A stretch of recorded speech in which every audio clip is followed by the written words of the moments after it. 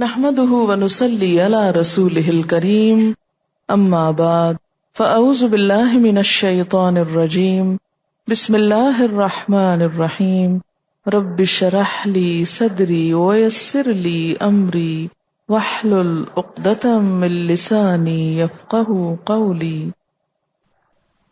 فتبسم ضاحكا من قولها۔ تو سلیمان علیہ السلام اس چیونٹی کی بات سے مسکرا پڑے، وقال، اور کہنے لگے، رب اوزعنی، اے میرے رب مجھے توفیق دے۔ اوزعنی کا لفظ بھی واو زے عین سے ہے۔ وضع کا معنی کیا ہے؟ روک رکھنا، تھام رکھنا۔ یا اللہ مجھے روک کے رکھ، تھام کے رکھ، مجھے قابو میں رکھ۔ اور مفہوم کیا ہے کہ مجھے توفیق دے، کس بات کی؟ ان اشکر نعمتک، کہ میں شکر ادا کروں تیری نعمت کا، التی انعمت علی، وہ جو تو نے مجھ پر انعام کی، وعلی والدی، اور میرے والدین پر، وان اعمل صالحا ترضاه، اور یہ کہ میں عمل کروں اچھے نیک جن سے تو راضی ہو جائے، وَأَدْخِلْنِي بِرَحْمَتِكَ، اور داخل کر مجھ کو اپنی رحمت کے ساتھ، فی عبادک الصالحین، اپنے نیک بندوں میں۔ سلیمان علیہ السلام کو اللہ تعالیٰ نے کیا کچھ عطا کر رکھا تھا، لیکن ہر موقع پر ان کا طرز عمل کیا ہوتا؟ علم ملا تو شکر ادا کیا، اور نعمتیں ملی تو شکر گزار بنے۔ آپ ذرا سوچئے کہ اگر آپ کو کسی پرندے کی بولی سمجھ آ جائے یا کسی پرندے کی بات سمجھ آ جائے تو آپ کا حال کیا ہوگا؟ اور وہ صرف آپ کو سمجھ آئی ہو، دنیا میں سے کسی اور کو نہ آئی ہو، یا کوئی کام جو پوری دنیا میں سے صرف آپ نے کیا ہو، کسی اور نے نہ کیا ہو، تو ایسے موقع پر آپ کی سوچ، آپ کا طرز عمل اور آپ کا رویہ کیا ہو سکتا ہے؟ عموماً ایسے مواقع پر لوگ تکبر کا شکار ہو جاتے ہیں، لوگ اپنی بڑائی کے زوم میں مبتلا ہو جاتے ہیں۔ ہمسا کوئی ہو تو سامنے آئے، لیکن اللہ کے بندے بڑی سے بڑی نعمت پا کر بھی کسی فخر اور غرور اور تکبر کا شکار نہیں ہوتے۔ سلیمان علیہ السلام چیونٹی کی بات سمجھ کر سراپا تشکر ہو گئے۔ جو نعمتیں ان کو ملی تھی ان کو اپنے کھانے میں نہیں ڈالا، اللہ کے کھانے میں ڈال دیا۔ اور ہر نیک انسان کا طریقہ یہی ہوتا ہے کہ وہ بڑی سے بڑی کامیابی حاصل کر لے، بڑے سے بڑا کارنامہ کر لے، وہ کبھی نہیں سوچتا، کبھی نہیں کہتا یہ میں نے کیا ہے۔ لیکن تنگ دل لوگ، چھوٹے دل کے لوگ، کم ظرف لوگ کچھ نہ بھی کریں تو کیا چاہتے ہیں؟ کہ وہ کام ان کے کھاتے میں پڑ جائے، وہ ان کے نام لگ جائے، اور کسی نہ کسی طرح ضرور بتانے کی کوشش کرتے ہیں کہ یہ میں نے کیا۔ یہ دو مختلف رویے ہوتے ہیں۔ اپنے آپ کو بیچ میں کھڑا کر کے دیکھیں کہ ہم کس طرف کو جاتے ہیں۔ جب بھی کوئی نعمت ملتی ہے، اللہ تعالیٰ کسی بھی اچھے کام کی توفیق دیتا ہے تو ہم اس کو اللہ کا فضل قرار دیتے ہیں یا اپنی کوشش کا نتیجہ قرار دیتے ہیں؟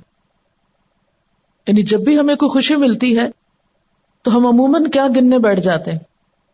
چونکہ میں نے یہ فلاں اور فلاں کوشش کی تھی نا، فلاں اور فلاں کام کیا تھا نا، اس لیے یہ ہوا۔ تم سمجھتے ہو ایسے ہی ہو گیا، مجھ سے پوچھو کیسے ہوا۔ لیکن حقیقی معنوں میں شکر گزار بندے، ان کا طرز عمل بالکل مختلف ہوتا ہے۔ وہ چیونٹی جیسی حقیر مخلوق کی گفتگو سن کر بھی، سمجھ کر بھی شکر ادا کرتے ہیں۔ رب اوزعنی، اور فوراً دعائیں کرنے لگتے ہیں، اللہ مجھے قابو میں رکھنا، میں آپے سے باہر نہ ہوں، اپنی ہستی سے آگے نہ بڑھوں، مجھے توفیق دینا، مجھے سنبھالے رکھنا۔ کہ میں تیرا شکر ادا کرتا رہوں ان نعمتوں پر جو تو نے مجھے عطا کی اور میرے والدین کو بھی عطا کی. خصوصی طور پر یہاں والدین کو ملنے والی نعمتوں کا ذکر بھی ہے. کیوں؟ اس لیے کہ انسان کا غرور اور تکبر بسا اوقات اپنے کارناموں پہ ہوتا ہے اور بعض اوقات والدین کے کارناموں پر بھی. پدرم سلطان بود، یہ محاورہ سنا ہوا ہے کہ میرا باپ سلطان تھا نا، یعنی میرا باپ بادشاہ تھا، خود چاہے کچھ کیا ہو یا نہ کیا ہو لیکن پدرم سلطان بود، ایک مشہور محاورہ ہے. لیکن سلیمان علیہ السلام ایسی کوئی بات نہیں بولتے کہ پدرم سلطان بود، حالانکہ وہ سلطان تھے. وہ اپنے والد کو ملنے والی نعمتوں پر بھی شکر ادا کرتے ہیں، کیونکہ ایک اچھے گھرانے میں پیدا ہونا، نیک ماں باپ کا ملنا، دنیاوی اعتبار سے باعزت ماں باپ کا نصیب ہونا، یہ بھی تو اللہ کا انعام ہے. اس میں فخر کی کیا بات ہے؟ مثلا ہم سب سوچیں کہ اگر اللہ نے ہمیں اچھے والدین دیے جن کو دنیا میں عزت ملی، دنیاوی اعتبار سے انہیں شان و شوکت ملی، کوئی کامیابی ملی، کوئی کارنامہ انہوں نے کیا، ایسے موقعوں پر عموماً کیا طرز عمل اختیار کیا جاتا ہے کہ انہی کی ناموری کے سہارے جینے کی کوشش کی جاتی، اور یہ سمجھتے ہیں کہ چونکہ وہ بہت اچھے تھے، وہ بڑے نیک تھے، ہم کو بھی بخشوا لیں گے، یا ان کی ناموری ہمارے لیے بھی کافی. حالانکہ اللہ کے ہاں کسی کو عزت اس لیے نہیں دی جائے گی آخرت میں کہ اس کے والدین بڑے نیک لوگ تھے، جب تک کہ وہ شخص خود نیک نہ ہو. ہاں اگر کوئی شخص خود نیک ہے اور اس کے والدین بھی نیک ہے تو پھر وہ نور و علی نور ہو جائے گا، پھر ان کو اکٹھا کر دیا جائے گا. ورنہ نوح علیہ السلام کے بیٹے کی مثال آپ کے سامنے ہے، لوط علیہ السلام کی بیوی کی مثال آپ کے سامنے ہے. ماں باپ کی بڑائی اولاد کے کام نہیں آتی اگر اولاد خود محنت نہ کرے، کوشش نہ کرے، نیک کام نہ کرے. اور کبھی بھی ماں باپ کی وجہ سے یا ان کی کسی کامیابی کی وجہ سے فخر و غرور کا شکار نہیں ہونا چاہیے، یا دوسروں پر کسی قسم کی بڑائی کا اظہار نہیں کرنا چاہیے کہ ہمارے ماں باپ ایسے تھے. عرب جاہلیت کے اندر حسب نسب اور آباء و اجداد کی بہت باتیں ہوتی تھی، ان پہ بہت فخر کیا جاتا تھا، اور یہ سب جاہلیت کی ہی باتیں ہیں. اسلام میں ہر شخص کو اس کے اپنے کام کی وجہ سے دیکھا جاتا ہے. تو انہوں نے کیا کہا کہ رب اوزعنی ان اشکر نعمتک التی انعمت علی وعلی والدی. اور پھر یہی نہیں کہ جو پہلے نعمتیں مل چکی سو مل چکی، نہیں، وان اعمل صالحا ترضا، فیوچر میں بھی، آئندہ بھی میں ایسے اچھے کام کروں کہ جن سے تو راضی ہو جائے.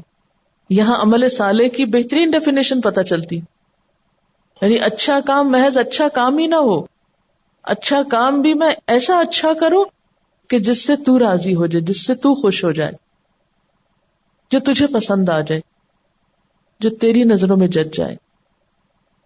اچھا، ہم کن اچھے کاموں کی فکر کرتے ہیں؟ ہمیں کون سے اچھے کام اچھے لگتے ہیں؟ جن سے ہمیں کچھ ناموری مل جائے، جن سے ہمیں کوئی شہرت مل جائے، یا جو دوسروں کے نوٹس میں آ جائے. ہم خاموشی کے ساتھ بیہائنڈ اسکرین کوئی اچھا کام کرنے کو عموماً تیار نہیں ہوتے. پس پردہ خاموشی کے ساتھ بنیادوں میں ڈالنے والا کیوں؟ اس لیے کہ ہم اللہ کے لیے تو کر نہیں رہے ہوتے، ہمیں تو فوری ریوارڈ چاہیے ہوتا ہے. اس لیے ہم تو وہی کام اچھے سمجھتے ہیں جس میں ہمیں پبلک کے سامنے خوب آنے کا موقع ملے، اور جہاں کوئی دیکھنے والا نہ ہو تو وہاں ہماری اچھائی سب دھری کی دھری رہ جاتی. حالانکہ اچھا کام دراصل وہ اچھا ہے کہ جس سے اللہ راضی ہو جائے، بظاہر دیکھنے میں وہ کتنا ہی معمولی کیوں نہ ہو، خواہ وہ کوئی ٹوائلٹ صاف کرنا ہی کیوں نہ ہو. طہارت نصف ایمان ہے، اور بہت سے لوگ سب سے زیادہ اسی جگہ کو گندا چھوڑ کے نکلتے ہیں. ایک بندہ مومن کی دلچسپی کس سے ہوتی ہے؟ وہ نیکی کے کون سے کام مانگتا ہے کہ اللہ ایسے کام نصیب کر جن سے تو راضی ہو جائے، جو تجھے پسند آ جائیں. وہ لوگوں کو پسند آئے یا نہ آئے، لوگوں کی نظر میں آئے یا نہ آئے، لیکن اگر تجھے راضی کر دیں تو میری اس سے بڑی خوش قسمتی کوئی نہیں۔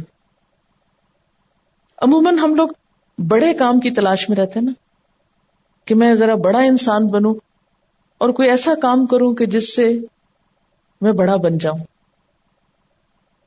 اس لیے بڑے لوگوں کے حالات زندگی پڑھتے رہتے ہیں کہ وہ کیسے بڑے بنے تو ہم بھی ذرا بڑے بنے، تو پھر وہی زینا لہم اعمالہم میں ہی آ جاتا ہے نا، فہم یامہون، لہٰذا وہ بھٹکتے رہتے ہیں ساری زندگی، کوئی کام انہیں نہیں پتا چلتا، وہ ساری زندگی لاسٹ رہتے ہیں، وہ کہتے ہیں کیا کریں، کوئی کام کرنے کو ہے ہی نہیں، حالانکہ کرنے والوں کے لیے تو بہت کچھ ہے کرنے کو۔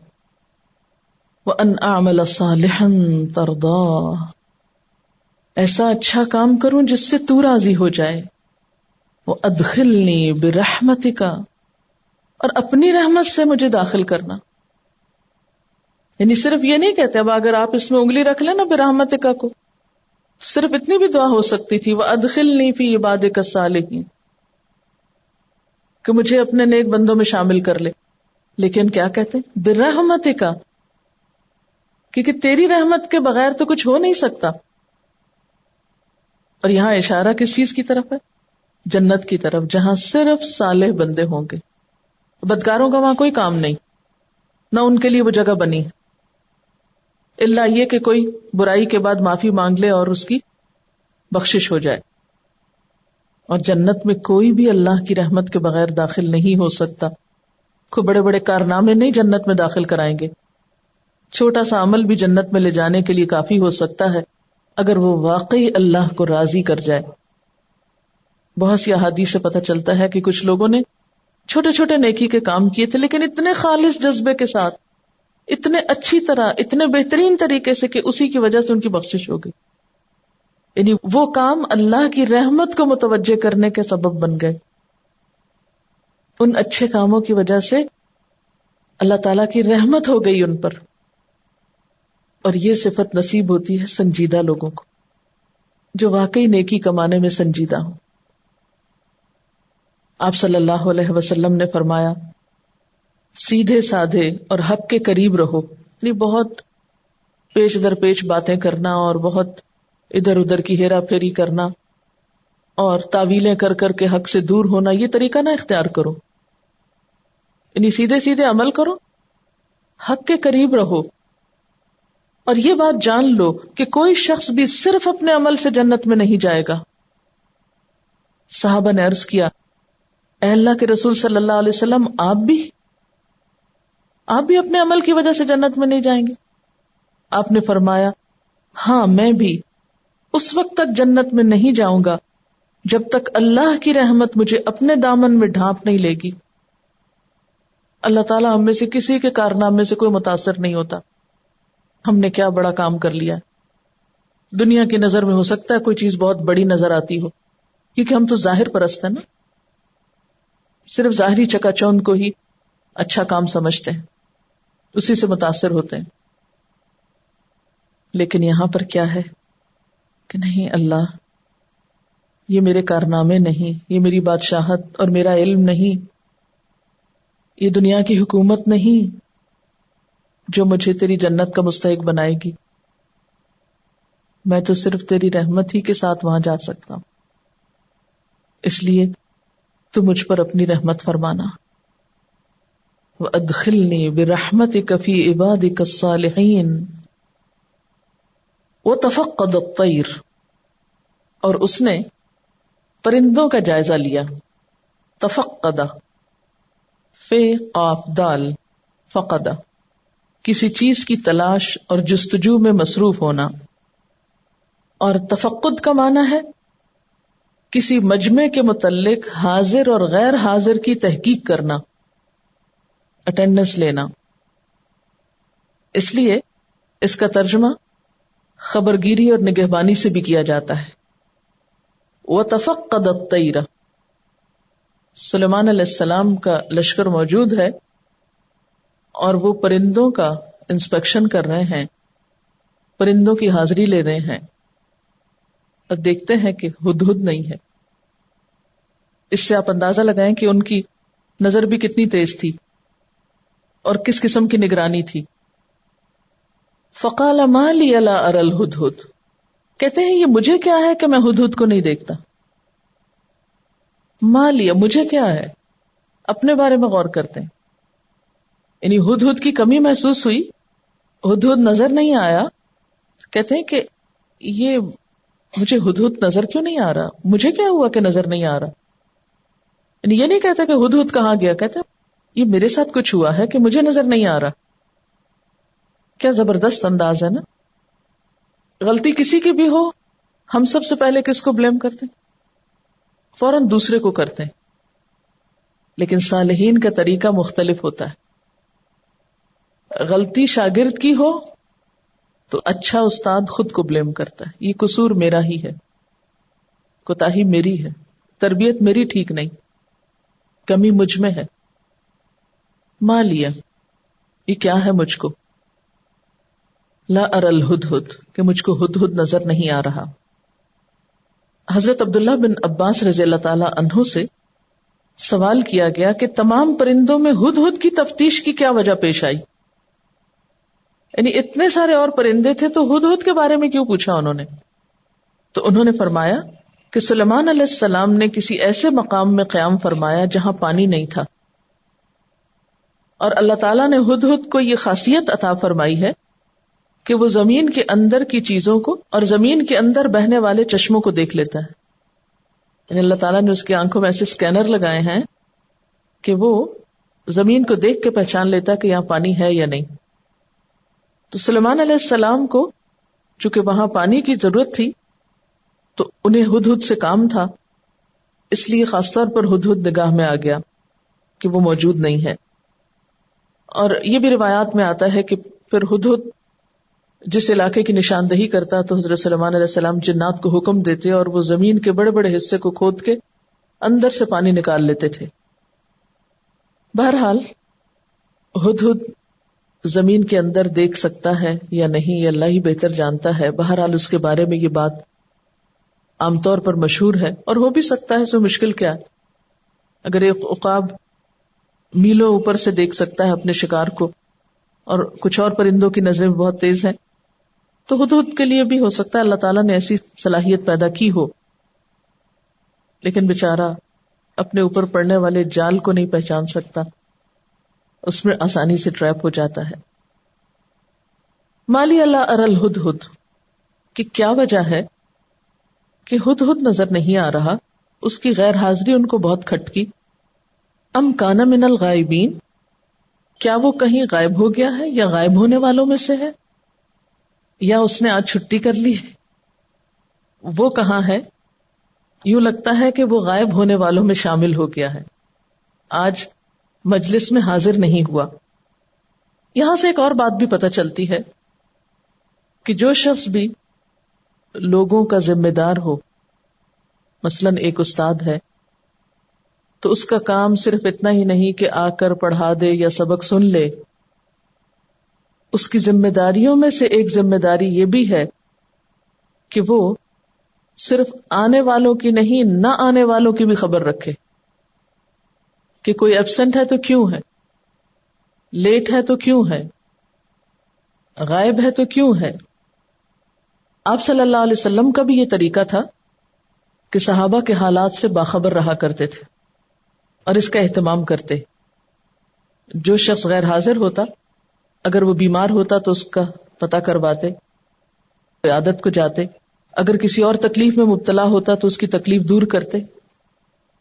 پھر اس کے بعد بھی ہم دیکھتے ہیں کہ حضرت عمر رضی اللہ تعالیٰ عنہ اور دیگر خلفائے راشدین جو ہیں، انہوں نے جب حکومت کی تو اپنی حکومت کے دوران وہ پورے علاقوں کی خبر گیری رکھتے تھے. حتیٰ کہ حضرت عمر رضی اللہ تعالیٰ عنہ کا وہ قول مشہور ہے کہ فرات کے کنارے کسی بھیڑیے نے اگر بکری کے بچے کو بھی پھاڑ ڈالا تو اس کا بھی عمر سے سوال ہوگا.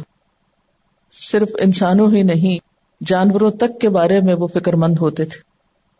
تو اسلامی حکومت کے سربراہ کی ذمہ داری ہوتی ہے کہ وہ اپنی حکومت کی یا اپنی سلطنت کے اندر پائے جانے والے مختلف لوگوں کے حالات سے باخبر رہے. اسی لیے ہم دیکھتے ہیں کہ سیدنا عمر رضی اللہ تعالیٰ عنہ رات کو اٹھ کر گشت کیا کرتے تھے اور وہ جو مشہور واقعہ ہے ایک لڑکی کی ماں دودھ میں پانی ملا رہی تھی اور وہ اس کو روک رہی تھی، تو عمر رضی اللہ تعالیٰ عنہ نے گزرتے ہوئے ان کی گفتگو سن لی، تو وہ واقعہ بھی اسی طرح پیش آیا. اور بہت سے واقعات ملتے ہیں عربی ادب کی کتابوں میں، تاریخ میں، آپ رضی اللہ تعالیٰ عنہ کی خبرگیری کی یا گشت کرنے کی. اس لیے کہ ایک شخص ضرور ایسا ہونا چاہیے جس کی نظر سب پر ہو یا جس کو سب کی خبر ہو، کیونکہ اسی سے ایک انتظام بہتر ہوتا ہے. کیونکہ اسلام انفرادی زندگی نے، انڈیویجولزم نے اجتماعیت سکھاتا ہے، مل جل کر رہنا سکھاتا ہے.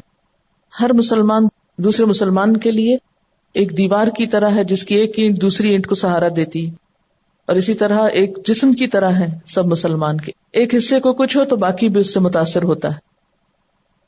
تو سلیمان علیہ السلام کہتے ہیں کہ وہ کہاں ہے، مجھے کیا ہو گیا ہے کہ میں ہدہد کو نہیں دیکھتا.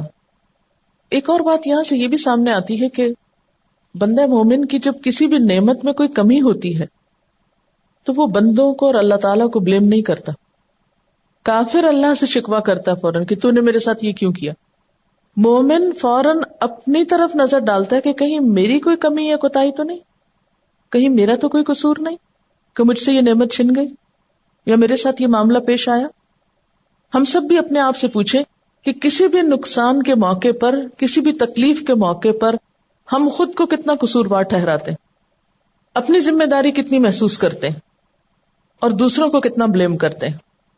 اگر ہر شخص کا طریقہ یہی ہو جائے جو سلیمان علیہ السلام کا تھا کہ سب سے پہلے اپنی طرف نظر ڈالے، اپنی غلطی کو جانے اور اس کی اصلاح کی کوشش کرے، تو شاید سارے مسائل ہی حل ہو جائیں. لَأُعَذِّبَنَّهُ عَذَابًا شَدِيدًا، میں ضرور اس کو سزا دوں گا، سخت سزا. او لَأَذْبَحَنَّهُ، یا میں اس کو ضرور ذبح کر دوں گا. او لَيَأْتِيَنِّي بِسُلْطَانٍ مُبِينٍ، ورنہ وہ ضرور لائے میرے پاس کھلی دلیل، اصلی عذر بتائے. اس سے کیا پتہ چلتا ہے کہ جہاں ایک امیر یا ذمہ دار کی یہ ذمہ داری ہے کہ وہ رعایا کی خبرگیری کرے، وہاں وہ غلط کام کرنے والوں کو سزا دینے کی اتھارٹی بھی رکھتا ہے، وہ پنشمنٹ بھی دے سکتا ہے. اسی لیے وہ کہتے ہیں کہ میں اسے سخت سزا دوں گا یا ذبح کر دوں گا، اس کو جینے کا حق نہیں اب، ورنہ اسے میرے سامنے معقول وجہ پیش کرنی ہوگی. ابھی یہ باتیں ہو ہی رہی تھیں. فَمَكَثَ غَيْرَ بَعِيدٍ، کچھ زیادہ دیر نہ گزری تھی. فقال، تو ہدہد آ گیا، آ کے کہنے لگا، احطت بما لم تحط به وجئتك من سبأ بنبأ یقین، میں نے وہ معلومات حاصل کی ہیں جو آپ کے علم میں نہیں ہیں، میں سبا کے متعلق یقینی اطلاع لے کر آیا ہوں. احطت، احاطہ کرنا، کسی چیز کے بارے میں مکمل علم اور معرفت حاصل کرنا. ہدہد کی اس گفتگو کا مطلب کیا تھا کہ میں قوم سبا کے بارے میں ایک تازہ ترین رپورٹ لے کر آیا ہوں، تازہ ترین نیوز لے کر آیا ہوں. من سبأ بنبأ یقین، یقینی خبر لے کر آیا ہوں جس سے حضور کی معلومات میں اضافہ ہوگا. ہدہد کا یہ انداز کسی بدتمیزی یا کسی ایسے رویے پر مبنی نہیں تھا کہ وہ کہنے لگا کہ آپ میرے ذبح کرنے کی باتیں کر رہے ہیں، آپ دیکھیں تو صحیح، آپ کو تو پتہ ہی نہیں جو کچھ مجھے پتا ہے. یہ تکبر کا جملہ نہیں ہے. یہاں ہدہد اپنا عذر پیش کر رہا ہے، کیونکہ وہ کہتے ہیں نا بسلطان مبین اس کو لانی ہوگی، تو وہ یہ سلطان مبین پیش کر رہا ہے، دلیل پیش کر رہا ہے، عذر پیش کر رہا ہے، اپنی غیر حاضری کا جواز پیش کر رہا ہے کہ جناب میں بے وجہ یہاں سے غائب نہیں تھا، میں اپنی ڈیوٹی پہ حاضر ہوتا، لیکن میں اپنے کام میں جو آپ نے مجھے سپرد کیا تھا اس میں اتنا مشغول تھا کہ مجھے یہاں پہنچتے دیر ہو گئی، اور جس کام پہ آپ نے مجھے بھیجا تھا وہ میں کر آیا ہوں، یقینی خبر لایا ہوں. ورنہ تو صرف اتنا کہتا نا کہ میں کچھ نئی خبر لایا ہوں، وہ کہتا ہے میں یقینی خبر لایا ہوں، یعنی جو آپ چاہتے تھے وہ میں لے آیا ہوں. یہاں پر سبا کا ذکر ہوا ہے. سبا دراصل ایک شخص کا نام تھا جس پر پھر ایک قوم کا نام پڑا اور ایک شہر کا بھی، اور یہاں شہر مراد ہے، اور یہ شہر صنعاء یعنی یمن سے 3 دن کے فاصلے پر ہے. حضرت سلیمان علیہ السلام کی سلطنت فلسطین، شرق اردن اور شام کے کچھ علاقے پر مشتمل تھی. اور افریقہ میں بھی حبشہ اور مصر کا کچھ حصہ آپ کے زیر نگین تھا، لیکن جنوبی یمن کا علاقہ آپ کی سلطنت سے بہت دور تھا، اس لیے انہوں نے ہدہد کو اس کام پہ بھیجا کہ وہ اس علاقے کی خبر لائیں۔ قوم سبا جو ہے یہ ایک دولت مند قوم تھی، سورۃ سبا میں اس کی تفصیل آپ کو ملے گی۔ اس قوم کے شاندار کھنڈرات اور باقیات آج بھی پائے جاتے ہیں۔ بہرحال یہاں ایک عورت کی حکومت تھی جس کا نام بلقیس تھا، اسی کا ذکر اگلی آیت میں آ رہا ہے، اس لیے مختصر تعارف کرانا ضروری تھا۔ اب وہ اپنی معلومات دیتا ہے، انی وجدت امرأۃ تملکہم، میں نے ایک عورت کو ان کی حکمران پایا ہے، میں نے وہاں ایک عورت دیکھی جو اس قوم کی حکمران ہے، وَأُوتِيَتْ مِنْ كُلِّ شَيْءٍ، اور اسے ہر قسم کی چیز عطا ہوئی ہے، یعنی بہت دولت مند حکومت ہے اور بہت اہم علاقہ ہے۔ اور کل شیء سے مراد کیا ہے؟ یعنی ہر ضرورت کی چیز۔